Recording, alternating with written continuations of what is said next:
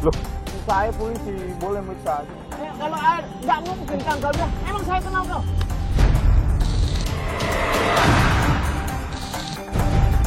Namun, terhadap anggota-anggota yang melakukan penyimpangan dan itu berdampak terhadap organisasi, maka saya minta untuk rekan-rekan tidak ragu-ragu untuk melakukan tindakan tegas. Karena ini untuk kepentingan organisasi. Dan mohon maaf, kalau tidak mampu membersihkan ekor, maka kepalanya yang saya potong. Kepalanya yang saya potong.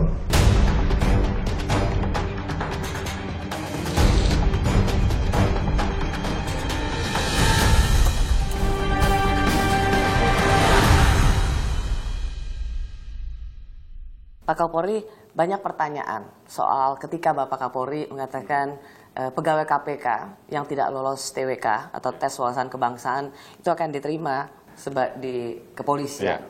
Apa penjelasannya Pak? Bagaimana orang-orang yang sudah dianggap tidak lulus wawasan kebangsaan masuk ke institusi Polri yang bukankah juga perlu wawasan kebangsaan? Ya saya sih pertama mencoba melihat bahwa mereka juga memiliki rekam jejak yang bagus, dan yang kedua apapun mereka adalah memiliki pengalaman, track record di dalam hal-hal yang sifatnya penanganan dan pemberantasan korupsi. Kebetulan di Polri sendiri kita juga memang sedang mengembangkan ya organisasi kita, sehingga kemudian tentunya rekam jejak dan pengalaman mereka itu saya kira dibutuhkan di Polri. Terkait dengan polemik tes wawasan kebangsaan, saya kira saya tidak mau masuk terlalu ke sana, tapi kita juga punya ukuran dan kita juga tidak mau sembarangan terhadap hal-hal yang seperti itu. Tapi banyaklah informasi yang bisa kita dapat dan saya melihat bahwa rekam jejak mereka bagus dan hal-hal seperti itu masih debatable. Iya, karena jadi lucu Pak Kapolri. Mereka terlepas dari soal kontroversi tes wawasan kebangsaan itu sendiri Pak, tapi kemudian Pak Kapolri mengatakan bisa diterima. Apakah artinya wawasan kebangsaan di KPK jauh lebih susah dan bisa lebih, jadi Polri ini wawasan kebangsaannya bisa dibilang lebih mudah sehingga yang nggak lulus di KPK bisa ditampung di Mabes Polri? Ini kan jadi pertanyaan-pertanyaan Pak Kapolri. Ya, saya kira masing-masing institusi kan dulu juga punya alat ukur untuk hal-hal yang seperti itu ya. Jadi saya melihat bahwa kami Polri dalam posisi yang bisa menerima mereka. Apa sih Pak syarat dan ketentuannya? Syarat ketentuannya seperti apa? Apakah mereka akan dites lagi wawasan kebangsaan, pilih kitab suci atau Pancasila? Sebenarnya kan syarat menjadi seorang PNS itu kan, seorang ASN itu kan sudah jelas. Salah satunya adalah dia harus setia kepada Pancasila, setia kepada NKRI, dasar negara, lambang negara, dan kemudian di dalam pelaksanaannya ya dia mampu untuk menjaga kode etik yang ada di dalam aturan-aturan yang diatur dalam ASN ataupun PNS. Saya kira ukurannya kan sudah jelas itu. Untuk pengembangan tentunya di kita sendiri kan tentunya selalu ada tahapan-tahapan untuk melihat perkembangan dari anggota, sehingga kemudian kita selalu bisa jaga bahwa memang salah satu itu kan syarat utama kita kode etik. Nanti bisa kita lihat lah. Tapi serius, ini tawaran yang serius Pak Kapolri. Serius? Beneran? Serius. Saat ini nggak basa-basi, tawaran yang bersifat ya untuk pencitraan aja. Jadi proses ini sudah kita lalui cukup panjang.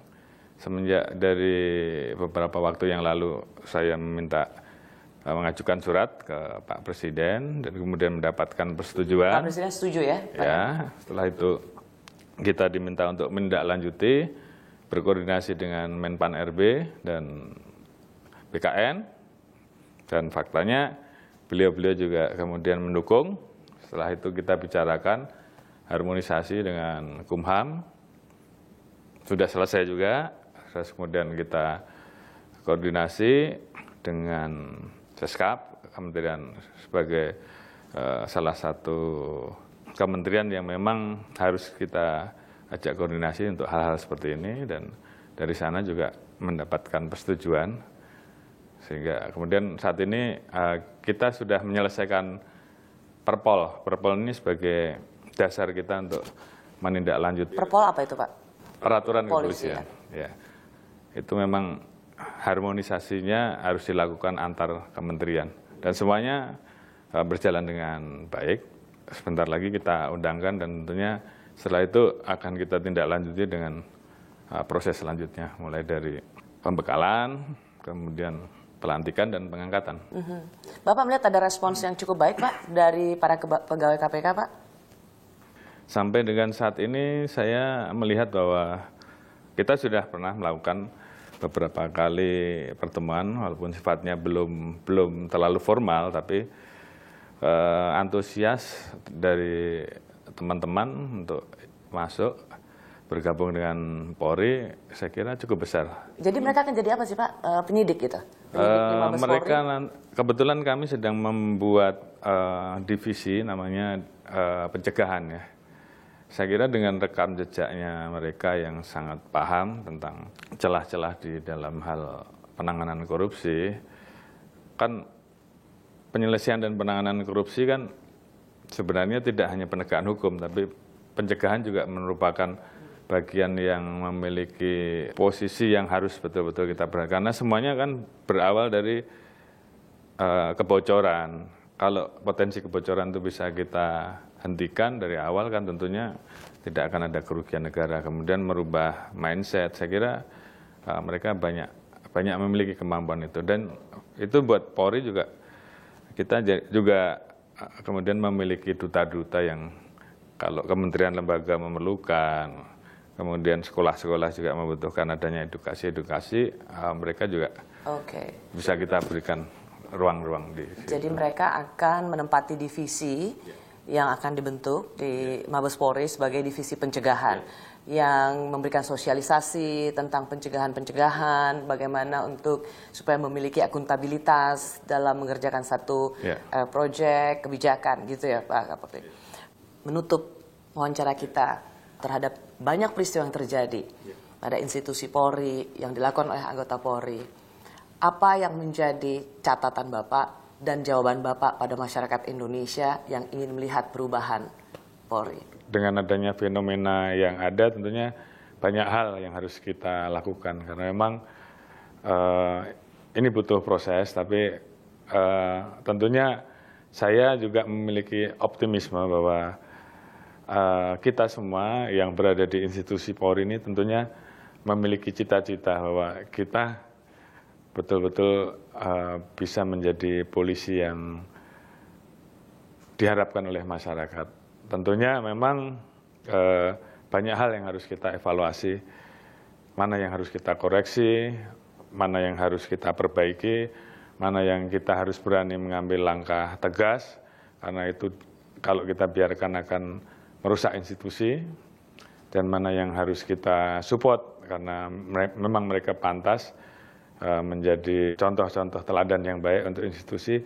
Hal tersebut tentunya harus kita perbaiki. Yang jelas kita selalu terbuka untuk menerima masukan dari masyarakat, menerima kritik, karena polisi tidak anti kritik, dan itu kita yakini bahwa itu semua dilakukan untuk melihat bahwa Polri bisa semakin baik. Karena kalau masyarakat udah nggak mau ngeritik berarti kan tidak ada harapan terhadap polisi.